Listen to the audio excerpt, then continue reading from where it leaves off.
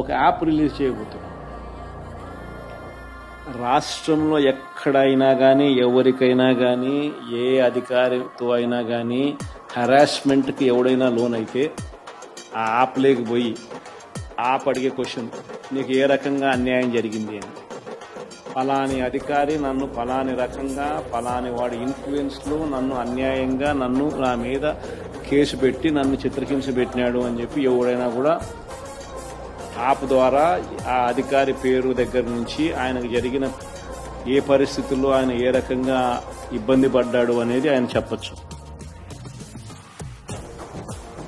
ఆయన దగ్గర ఏదైనా ఆధారాలు ఉంటే ఆ ఆధారాలు కూడా ఆయన అప్లోడ్ చేసే ఫెసిలిటీ కూడా కల్పిస్తూ ఉన్నాం.